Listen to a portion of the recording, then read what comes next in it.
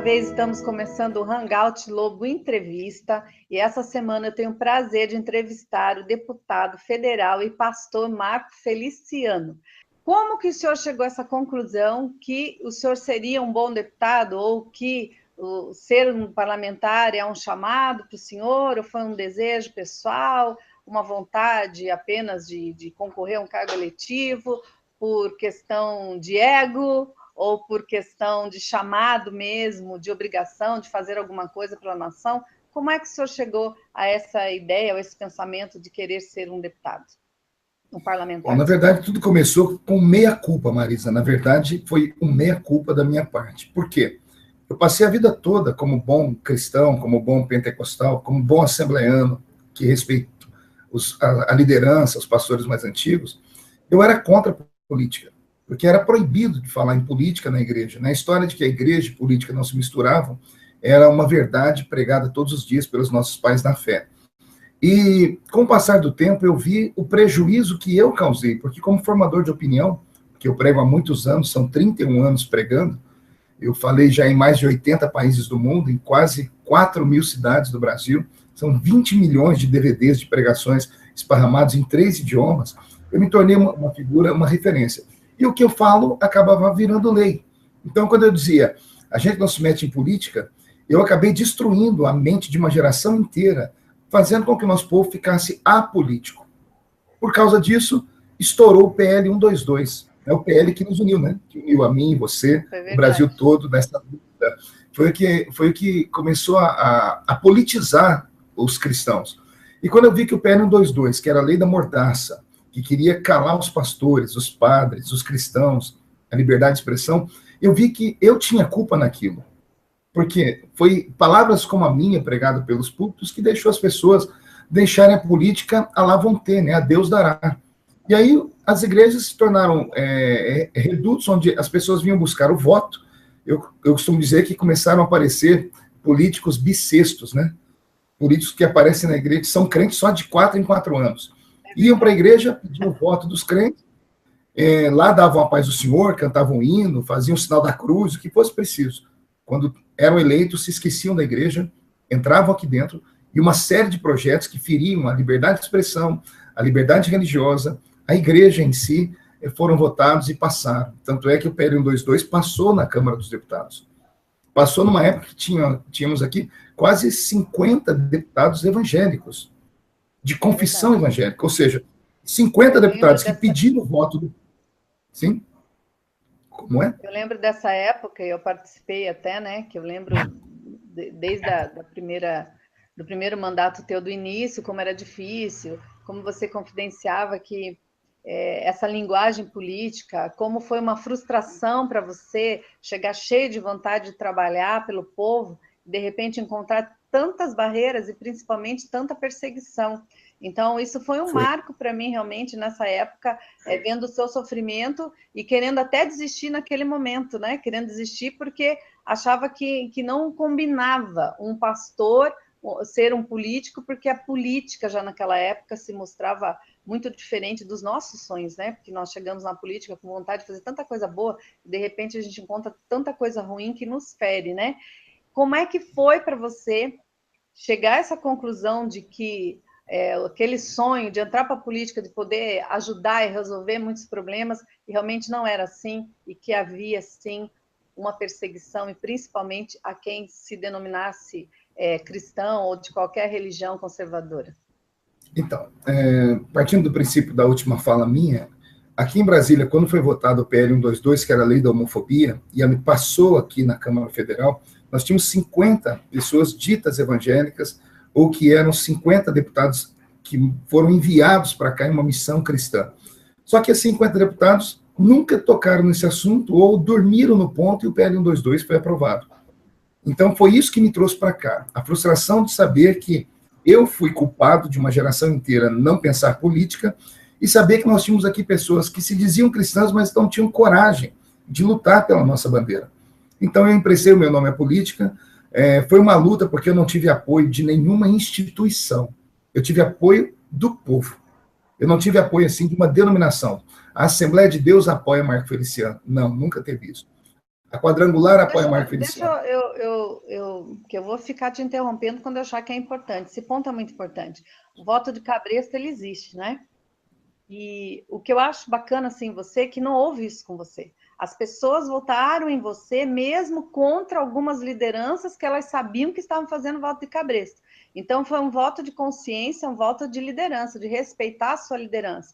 Então, eu vejo você como um político livre, porque muitos parlamentares que estão aí em Brasília, eles se elegeram por voto de cabresto. Então, se a liderança não gostar deles mais, troca o deputado. Você não, você é um deputado que o povo elegeu.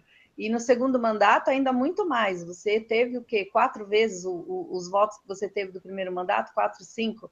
Então, você é um deputado que realmente tem que ser assim, tem que o povo votar em você. Não, tem que ter influência de lideranças, né? Muitas vezes é importante ter, claro. Eu gostaria muito que a minha igreja me apoiasse, sou da Igreja Batista aqui do Bacaxeri, e me apoiasse com a certeza de que realmente eu sou um nome importante.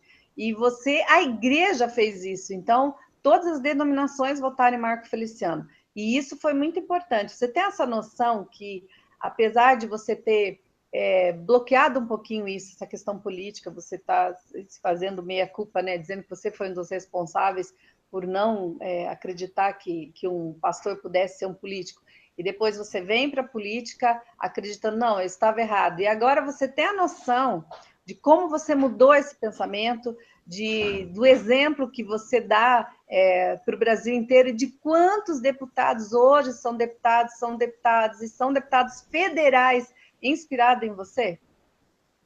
Veja só, hoje eu começo a enxergar isso, sim, porque a eleição de 2010, nós elegemos 60 deputados federais evangélicos, e em 2014, 94. Sim. Né? Foi o maior crescimento, foi um crescimento vertiginoso dentro da Câmara dos Deputados, ao ponto da imprensa nacional falar que o Congresso Nacional ficou conservador. Né? O termo conservador não era usado aqui nessa Câmara há 20 anos. E tudo isso começou com o movimento, começou com o pastor Feliciano, que vem para cá, eles tentaram me transformar em exemplo e acabaram me transformando em inspiração. Né? Isso é a verdade, esquerda tentou me usar como exemplo. Nós vemos uma política, né, nosso meio cristão, e cristão mesmo, não só evangélico, mas também cristãos católicos, né? Esse interesse em lutar pelas causas, esse entendimento de que tem que haver um enfrentamento digno, honesto, conservador também, porque só a esquerda dominou até então, e foi culpa nossa, de todos nós, por falta desse entendimento político mesmo, né? Mas você entende isso, que hoje nós conseguimos colocar esse limite. Há uma política antes do Feliciano e uma política depois do Feliciano. Mesmo que tenha alguns políticos parlamentares que são cristãos, são conservadores, não conseguimos agradar a todos, mas você consegue entender que com a tua postura, com tudo que aconteceu com você, com a perseguição religiosa, na verdade isso promoveu não somente o Feliciano, mas promoveu o conservadorismo na história nossa do Brasil da questão política? Eu acredito que existe um plano divino, né, um plano metafísico maior do que o nosso. Como eu te disse, o que me trouxe para cá foi o meia-culpa que eu senti. Existe um plano divino acerca de tudo isso. Deus precisava trazer alguém aqui, transformar essa pessoa em inspiração e despertar a consciência da igreja. Eu tenho um fato que pode ser até calculado. Em 2012, em 2012, o pastor Malafaia colocou aqui na esplanada dos ministérios um culto com 5.000 evangélicos. Já foi um marco na história, né, para orar pelo Brasil. Em 2013, dado o efeito da perseguição feliciana, dos ativistas, das perseguições que eu sofri, o culto do pastor saiu de 5.000 para 100.000 pessoas. Né? Então foi um crescimento vertiginoso. Eu lembro disso. E todo mundo sabe que foi o efeito da luta que eu passava. Não era mais o Marco Feliciano homem, era o Marco Feliciano mártir. Né? Deus me colocou aqui como um saco de pancadas. Eu apanhava de todos os lados, eu passei 40 dias aqui sofrendo naquela época, solitariamente, sem o apoio de nenhuma instituição evangélica, sem o apoio de nenhuma grande liderança, tendo apoio de alguns Mas amigos. Tinha eu. Você foi uma das Tinha pessoas. os amigos. Calma, eu não terminei. Eu falei de grandes denominações e líderes, né? E Deus levantou pessoas como você, levantou pessoas que até então não tinham tanta expressão, né? Porque você hoje é outra Marisa também, né? Mas foram pessoas que colocaram o ombro debaixo do meio e nós lutamos aqui e vencemos aquele momento. E isso mostrou para a igreja que é possível termos pessoas honestas e cristãs de verdade aqui. Eu acho que o que faltava no Brasil para um movimento evangélico era um pastor ou um cristão que viesse para cá e não se envergonhasse do evangelho, que não se envergonhasse do seu evangeliquez, que não se envergonhasse de carregar a Bíblia, de ter na frente do seu nome o título pastor. O meu nome parlamentar é Pastor Marco Feliciano. Isso fecha muitas portas, todavia, abre muitas outras. Né? Então, eu entrei aqui dentro, todo mundo aqui dentro da Câmara sabe que eu sou pastor. Eu ando aqui, você já esteve aqui, viu isso? As pessoas me param para tirar foto, me pedem oração no meio do corredor. Verdade. Deputados me ligam aqui para ir no gabinete deles orar por eles. Às vezes não se inicia uma comissão sem que antes eu faça uma intervenção. Quando as coisas estão muito aquecidas e eu estou na comissão, o presidente fala, pastor Marco, uma palavra do senhor, porque o senhor tem equilíbrio, o senhor, quando começa a falar, traz paz. Então, isso começou a mudar. E alguém que está assistindo a gente fala, ei, pastor, mais baixo aí, o Estado é laico. Eu só posso fazer isso, orar, fazer as minhas intervenções nesse Brasil, porque ele é laico. Graças a Deus, porque ele é laico. Mas como é laico... Se fosse laicista, eu não poderia. Se fosse um Estado fundamentalista, com uma única religião, como acontece, por exemplo, nos Emirados Árabes, eu não poderia. Mas como o Brasil é laico, a laicidade do meu país não me proíbe de professar minha fé. Pelo contrário, ela protege a minha fé, né? Protege a minha fé. E eu comecei a mostrar isso. E isso começou a trazer, Marisa, uma mudança na consciência política, né?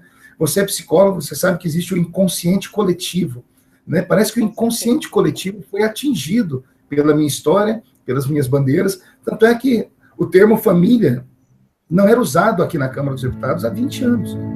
E, de repente, hoje, família é tudo. Todo mundo que vai para uma campanha política, em 2014, nós vimos isso. 90% dos deputados federais candidatos usavam família.